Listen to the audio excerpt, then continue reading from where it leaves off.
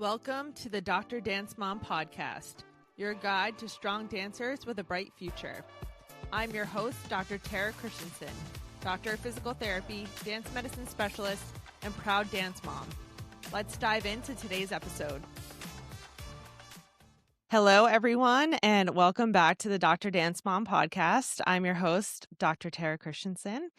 I'm joined today by a dancer who has developed some projects, I'll just call it that to start, for other dancers. So I'm going to introduce our guest. This is Prisha. She is 16 years old, and she has developed a couple different projects. One is an app that she's been working on to help dancers stay organized and on their game. And I wanted to, kind of bring her on here to talk about her projects to get them out into the world a little bit. But also, I think it's really cool that there's dancers at such young ages working to develop tools for other dancers. And who better to create some of that support and content than a fellow dancer. So welcome, Prisha. Happy to have you on the podcast. Yes, I'm so excited to be here, and I was really grateful that we were able to get this organized after I reached out. Yeah, of course.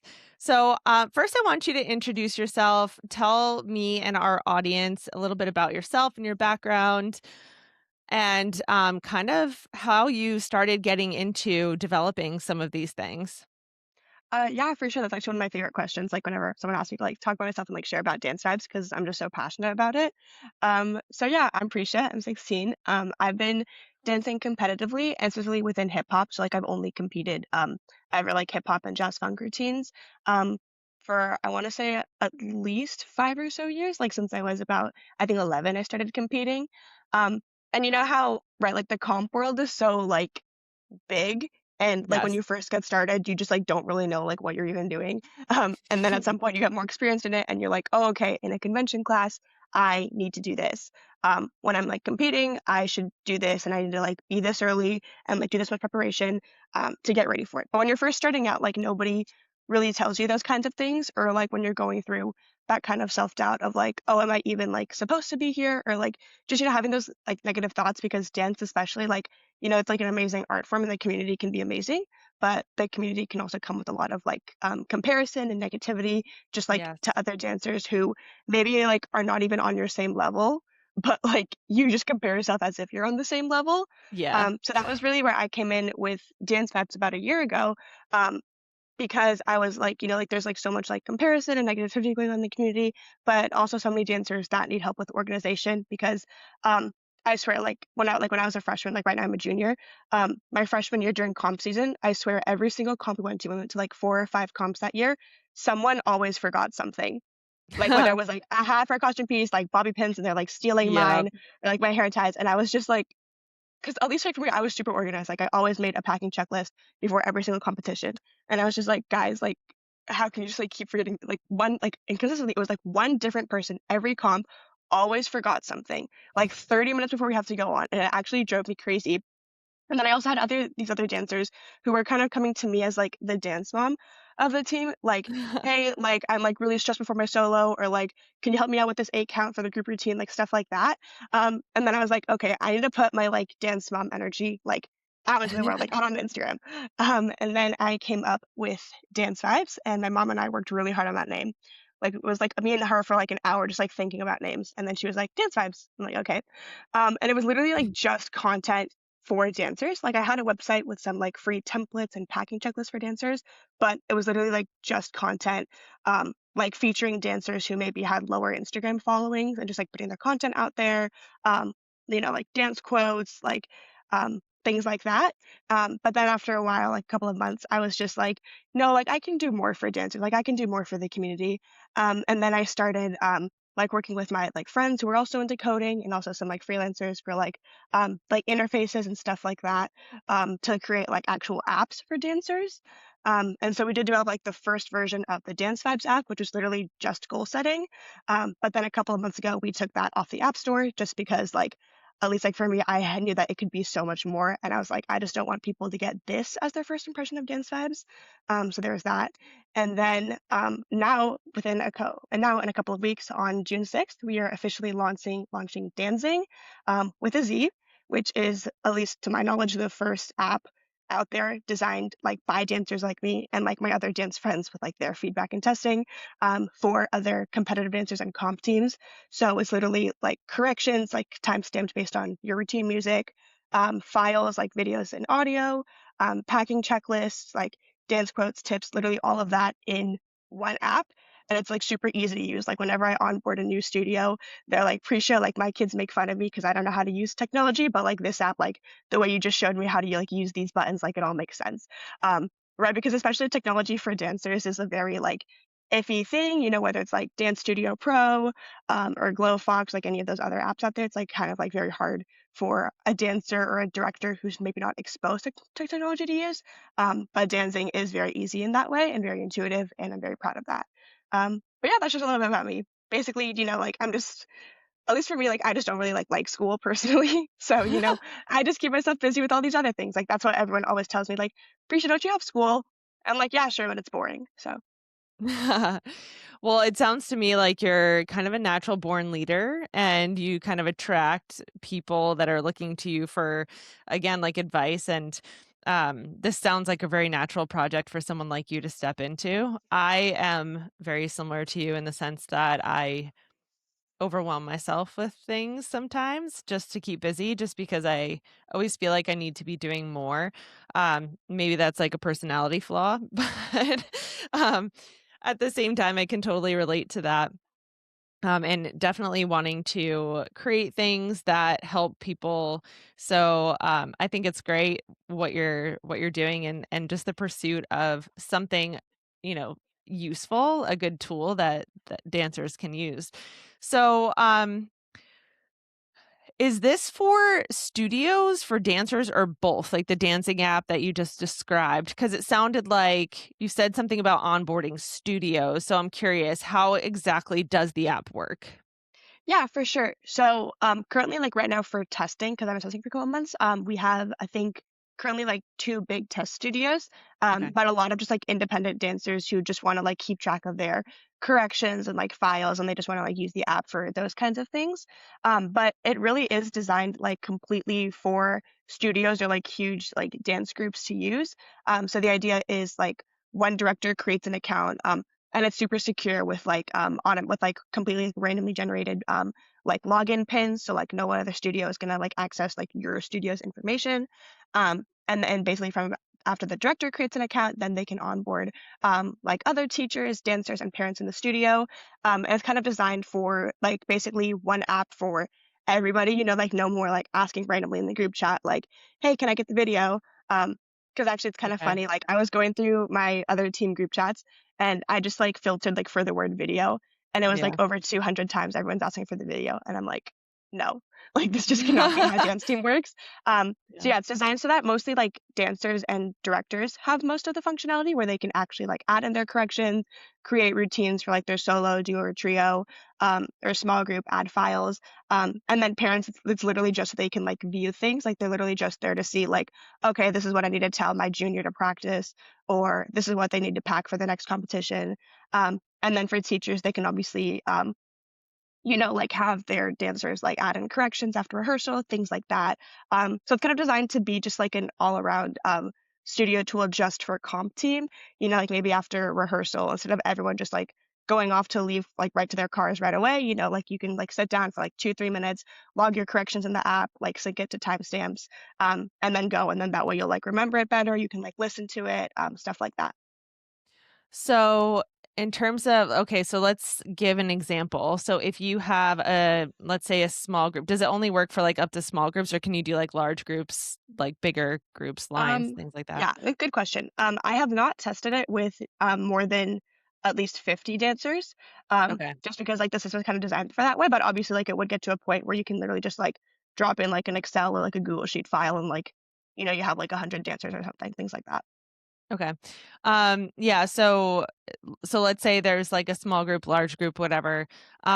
So a video, I'm assuming, of the routine is uploaded, and then because you were talking about timestamps, so I'm really curious how that works. So is the video of the routine uploaded, and then based on that video, you can, like, insert comments at certain timestamps on the video for the dancers to then view, like, what those corrections may have been? Is that how it works? Or So yeah, that is actually one of the updates that we are working on for post launch. Like that okay. feature where they could just like watch the video and then like add in comments for stuff. Mhm. But in terms of like timestamps right now, it's based on where if you just upload like the audio file for your routine music, it's like Okay. saved in the system in such a way that now every time you log in a correction, you can just like drag and drop um like which like part of the music that that correction is. Because especially like at least on my team, whenever we took notes, we would have a comment that was super specific, like uber specific, like sharpen your arms on this part. And then we're all like, wait, what's this part? And then Mhm. like from my experience of talking to like other like my other dance friends from like other states and other studios, like it was like a similar thing for them of how like most of the time they wouldn't even take notes, but when they did take notes, like it Mhm. wasn't in a very organized way or in like an easy organized way for them to keep doing it as a habit. So Okay. that's what I worked like pretty hard on, like working like closely with other dancers to make sure that that corrections feature was like super easy. Like anybody could just like tap the buttons, type in some stuff, drag and drop, and then it's settled. Okay. Um, so both the dancers and the, like, studio owners or the teachers or whoever has access to that can add that information? Or is it, like, in a certain dancer's account? Or is it, like, something where, like, all the dancers in the group are, like, linked to that file or something? Yeah, so it's basically in terms of like how like all the information in the app is organized, it's based on like a routine basis. So you just Okay. like create a routine, I don't know, like Audrey solo, and then from there, like only Audrey and her like dance mom in the account Yeah. has access to that information. Okay. And then like Audrey and like be like her director, her solo teacher can like add in corrections, upload file stuff like that. And then Audrey's dance mom is like, oh, okay, I can see my kid's solo performance from Star Power, or I can see her latest private with her teacher, stuff like that. And then for a group Okay. routine, it's like every dancer and teacher who's involved in that group routine just can automatically see all the corrections, files, stuff like that. And then like the dance parents of those dancers can also just like keep tabs on that stuff. Because it's actually kind of funny. I didn't like when I was coming up with the idea for the app over a summer ago. I was just talking with other teachers and dancers about what they'd want in the app.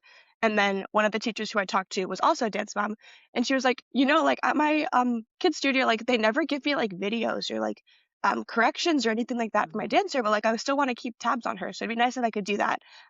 So it's kind of like a feature I just added as an afterthought, like just for her. But I'm very proud of that feature and like how it works well, and like parents like it, dancers like it. So yeah.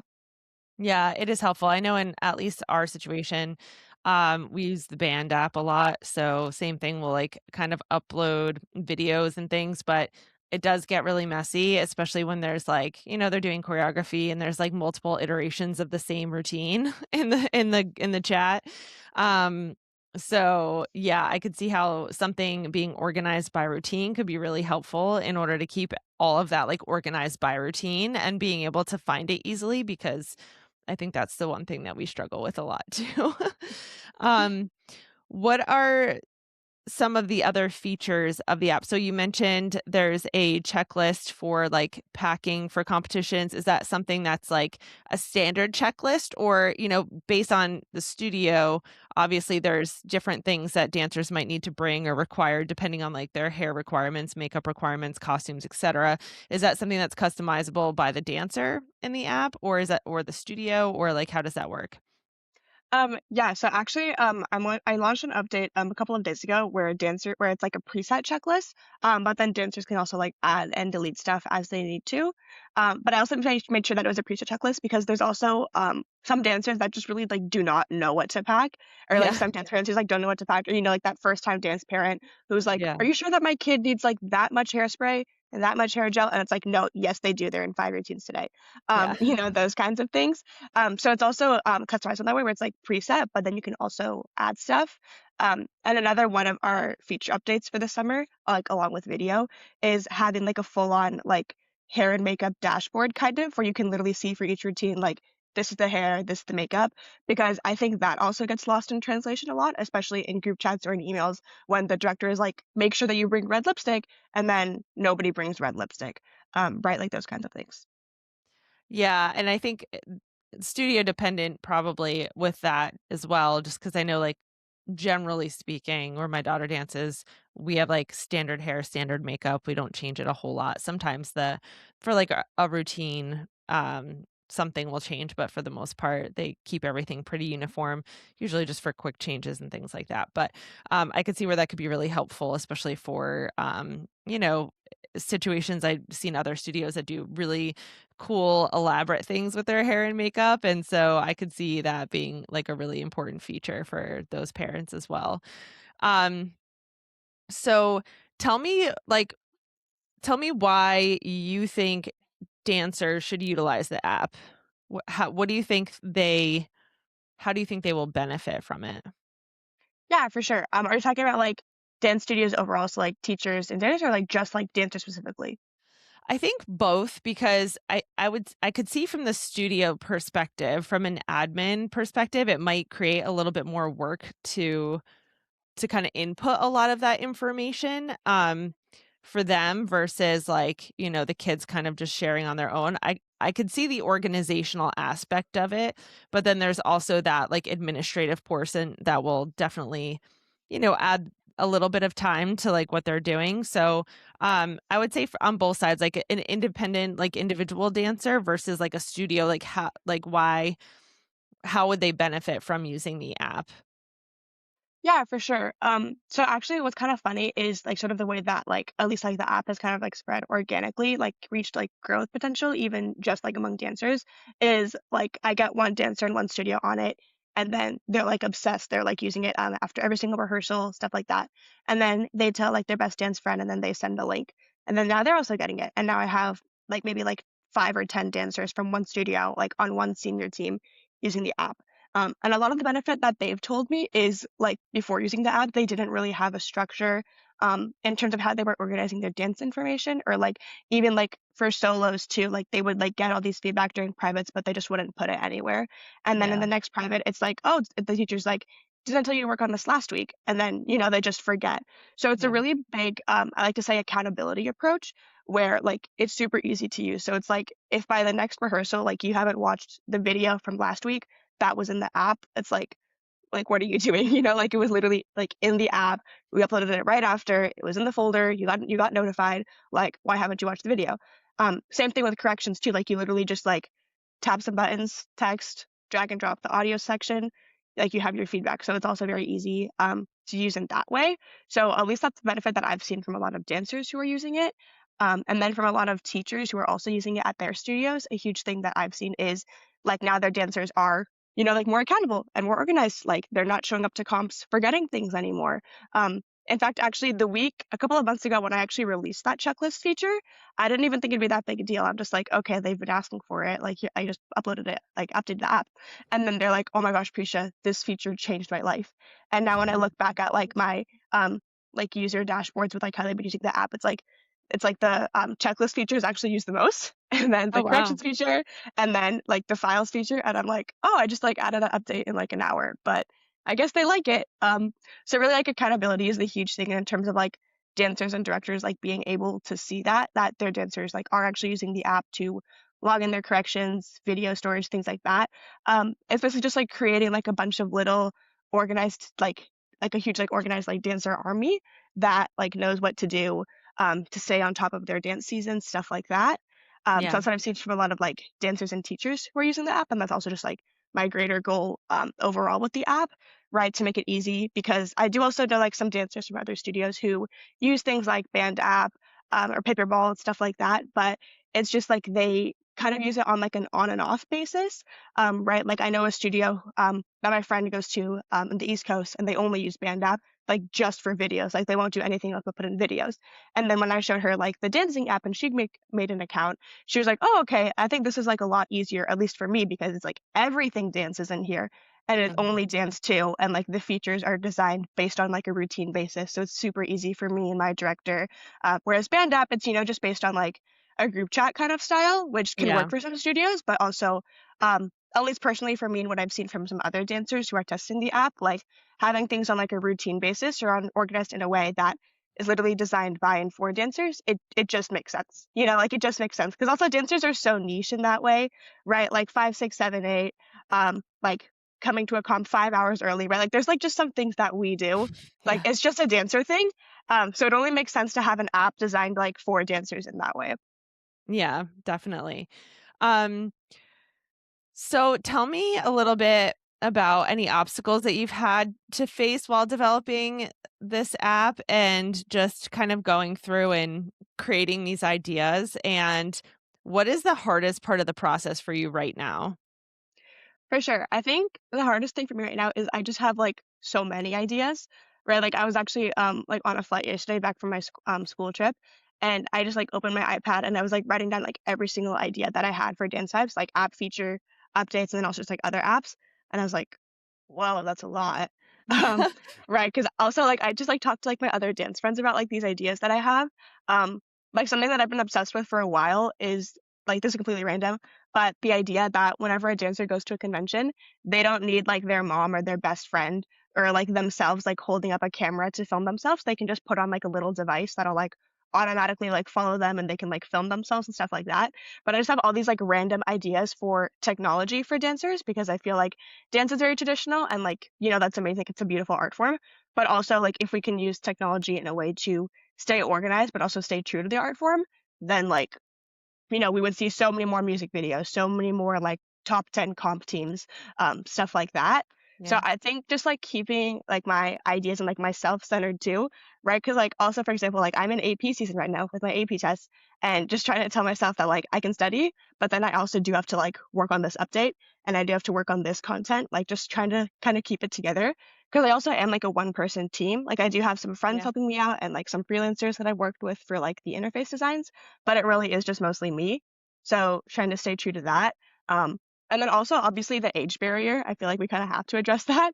Yeah. Right. Like actually what I used to do is whenever I was getting calls with like prospective freelancers, or studio directors, is I would like turn my camera off and I would try to like deepen my voice so that I would sound older. And I would say that I was like 21 or something.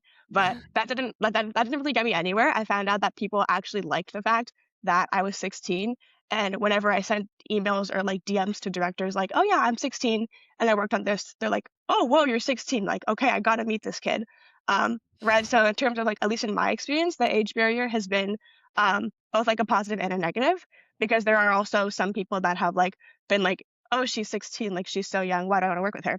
But then there's Yeah. also been some people who are like, oh, whoa, she's 16, like, and she like had the guts to email me, like she had the guts to get started, like I got to meet this kid.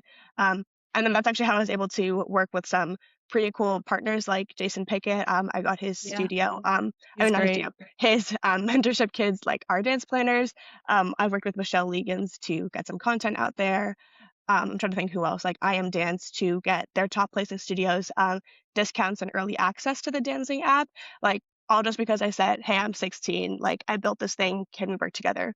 And they're like, Yeah. oh, well, you're 16, you had the guts, you started, like just email me. And that's the Yeah. thing too. Like everyone always says that like getting started is the hardest thing, and like that's true. It completely is the hardest thing to get started.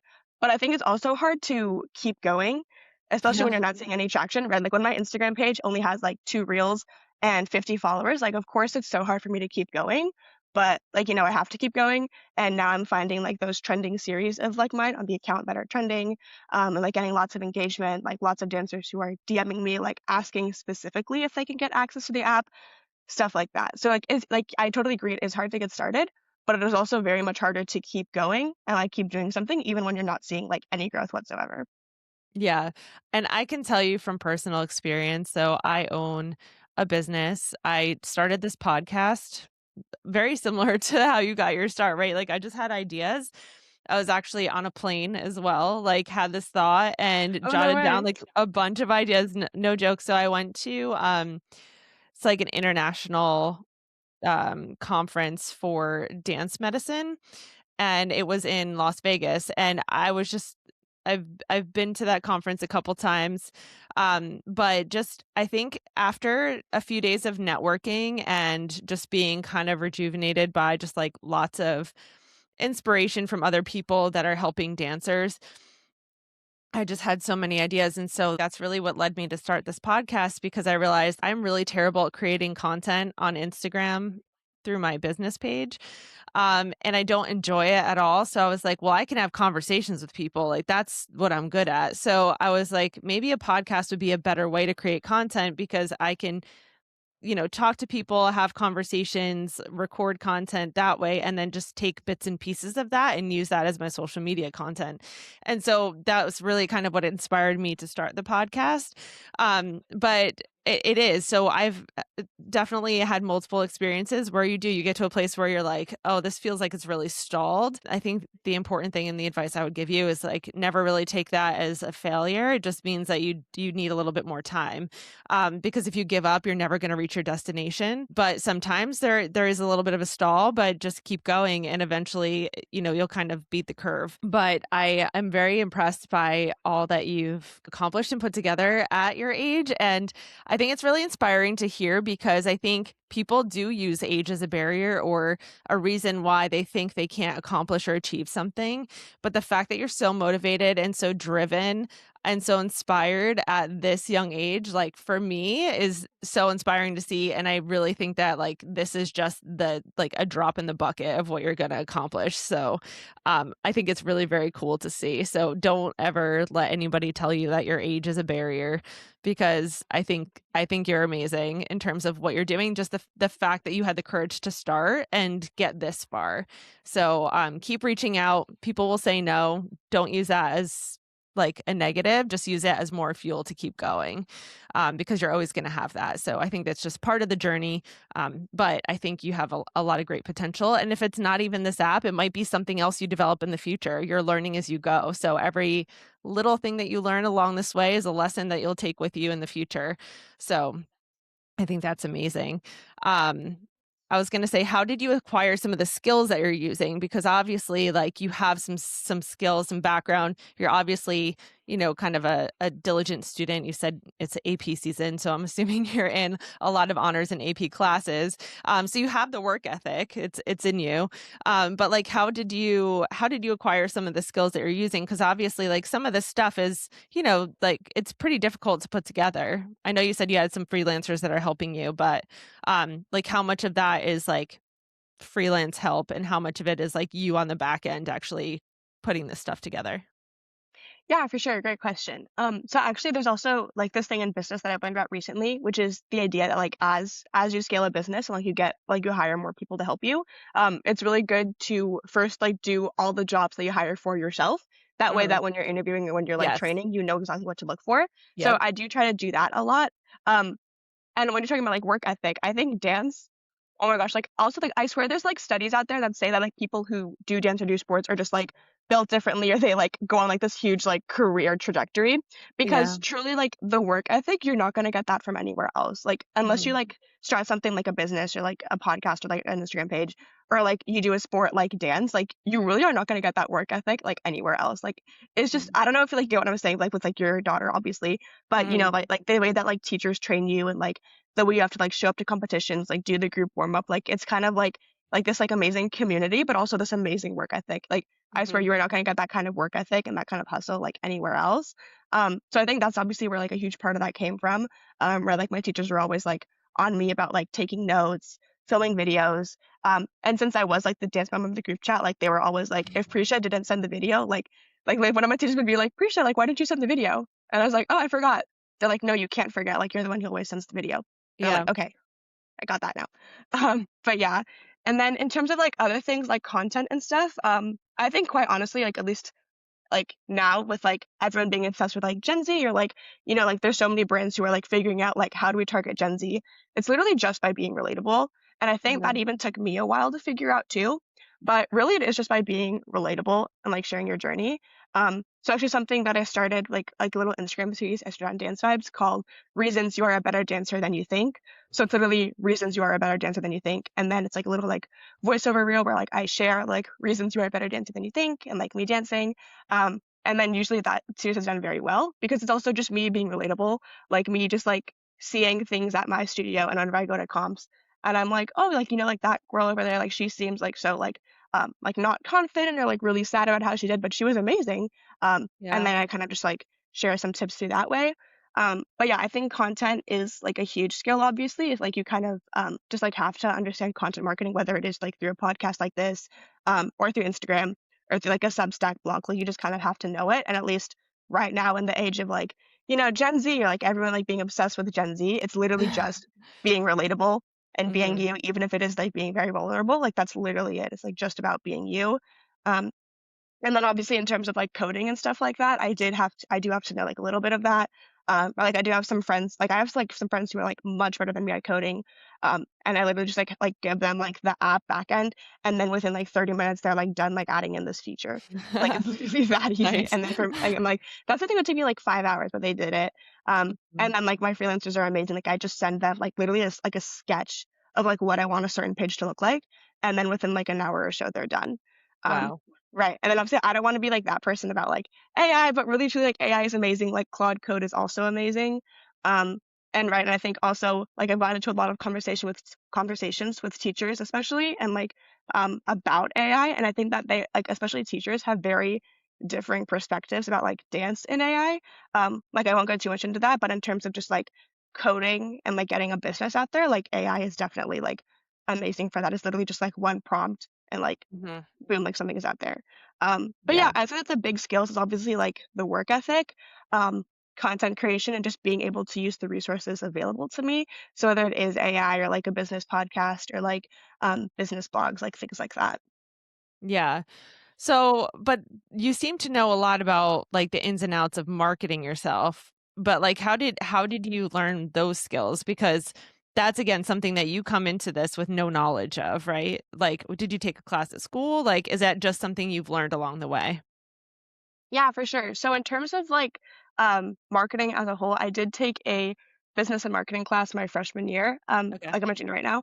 And it was actually really inspiring because the teacher of that class used to do marketing at Microsoft, and she was on like all the big Fun. launches, like all the new like Surface Pros, things like that. Yeah. And she was always sharing like these like random stories about how like apparently they were like a bunch of like really bad names for the Surface before they finally agreed on Surface, just like things like that. Yeah. And I think through that I did learn a lot, right? Like how you want to be like minimalistic in your marketing, Yeah. but also have a very clear like action. Um, Always have a post with like a CTA or a call to action, things like that. But most of the time, I really kind of just have been learning like content on my own. Like I do obviously follow like a bunch of influencers, especially in the dance space, like Gabby Roberts, Jason Pickett, and I kind of see how they go about their videos, right? Like Jason Pickett just has an example, like like it's really just like him talking about his opinions for dancers. Like that's Yeah. literally his content, and it like goes Yeah. viral every single time. Yeah. Um, and I just kind of watch that, and I'm like, okay, so like this is how he articulates his thoughts to like articulate his thoughts, but also not be offensive in any way. Or like Gabby Right. Roberts, like this is how she styles her carousels so that it looks aesthetic, but also you can just like scroll through and you'll get the message right away. Um, Yeah. Things like that. And also, I do truly believe that you learn a lot more by doing than by reading. Yeah. Like for example, for me for studying, like I learn more by doing practice questions than by just watching like a tutorial or like a YouTube video. Like at least that's my learning style. Because Yeah. also it's kind of just like you're literally like throwing yourself in deep water. Like you just Yeah. have to get this. Or even with dance too, right? Like if you're in like a really hard master class, like you literally just have to like you like just have to do the dance. You won't learn by watching the choreographer or watching the choreographer's assistant. You can only learn the dance by truly like trying to do it yourself. Even if you're marking it, like that's the only way you're gonna learn it. That's why so many teachers recommend that you learn the dance full out. And then only when you're like listening to music, you can like start marking and like making creative choices, things like that. I think that dance has also been huge in that way for me. And then Yeah. in terms of content, it's literally just trial and error. Like I have this rule that if a post doesn't perform super great within the first 24 hours, I'll just delete it or I'll archive it. And like people have realized that like with social media, it really is that easy. Like if you don't like something or if people on the internet give you a lot of hate about it, like control alt delete, honey. Like it's really that easy. That's literally all you have to do. Like I think I was going through like my Instagram like archives and I have like literally like hundreds of reels that I've archived and deleted like What? just because they haven't performed What? that well or like at least like by my perfectionist standards within the first 24 hours they didn't perform that well. Right. I give myself 24 hours, otherwise I'd be deleting reels every like 5 hours like at school. Oh But gosh. yeah, no, so like every 24 hours. And I think just like giving myself like those guidelines and those kinds of rules, because I'm also a very like naturally disciplined person. Like I never Mhm. realized that, but earlier this year, I was like complaining to one of my old mentors and teachers about how I'm taking like so many hard classes, but I also want to like grow dance vibes, and like I want us to like be dancing at the studio like 5 hours a week. And he was like, Prisha, what are you complaining about? Like you're so disciplined. Like all the other kids your age are like scrolling or like studying. Like what do you Yeah. mean you can't do it? And I'm like, oh, okay, then I guess if he believes in me, like I just got to do something.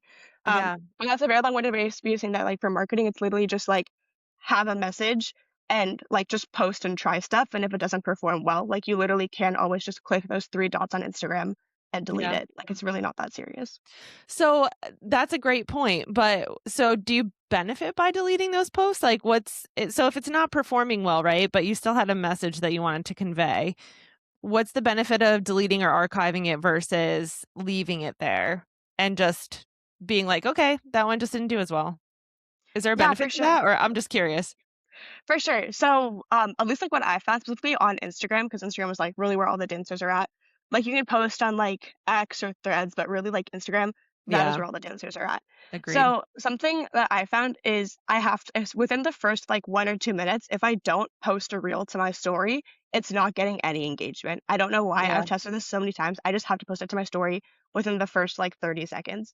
And Yeah. sometimes I will like forget to do that, like because I'll be like at school and I'll be like busy, and then in those scenarios, unfortunately, I do have to like just delete the reel, but then I'll like repost it like right when I'm like right in that moment, and then I'll add it to my story, and then it gets like all these likes and engagement. But also sometimes like if a reel doesn't perform that well, before I archive or delete it, I'll just like watch it a full time through, and I'm like, okay, the message was there, and I had like my editing was good, but maybe this would perform better as a carousel, or maybe it would perform better if I used this trending audio. So I do like repurpose my content in that way. Yeah. And also like an idea that I've been obsessed with recently is there's like a term for it, I'm forgetting, but the idea where like if you scroll through an Instagram page, like all the way that like the thumbnails fit on the grid, it looks like a cohesive picture.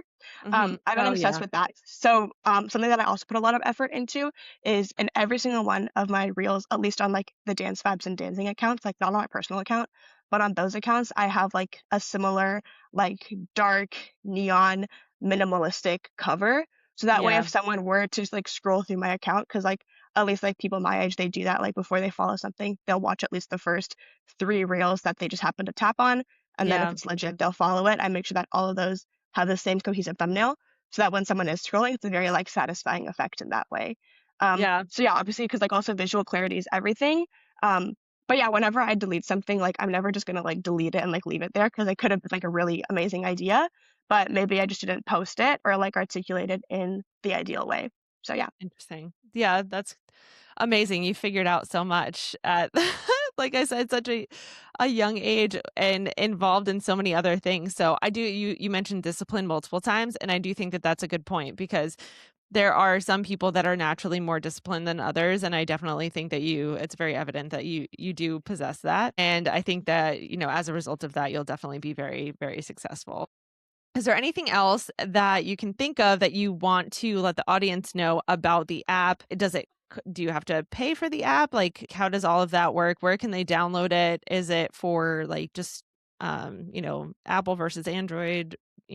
How does all of that work? Oh my gosh, yes, the Apple versus Android debate. I've had that so many times myself. No, it's funny because like I'll literally like send like some potential like testers the Apple link, and they're like, I have an Android. And I'm like, oh okay, and then I send them the Android link within like the Yeah. next minute. But yeah, so the app will be available on both App Store and Android. They both have like different requirements. So for Android, it's a little like harder for me to get the requirements, but I'm very determined to like get those requirements in time for the June 6th launch.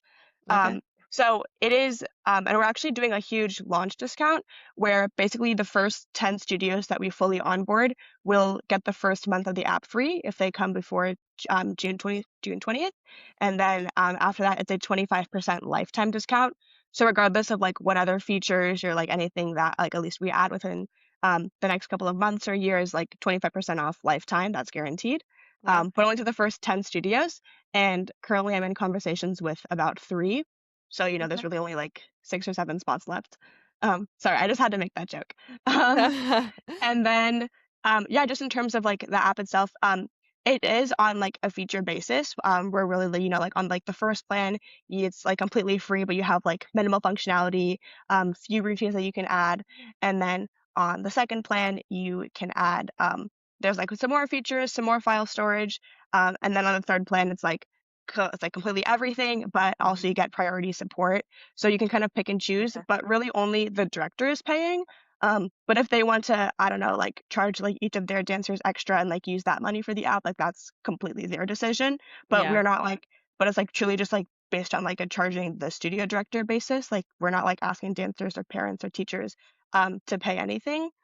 Um, Okay. but yeah, and I would just like to say, like, if there's any like teachers or even like dancers my age or like directors who are listening, and like, you know, like if you see at your studio that like you're constantly like muting your group chats, or if you're getting like 500-word essays, emails from your studio director, like to just open growwithdancevibes.com and just check out what we're working on at DanZING, because it literally can mitigate just about all of those random occurrences.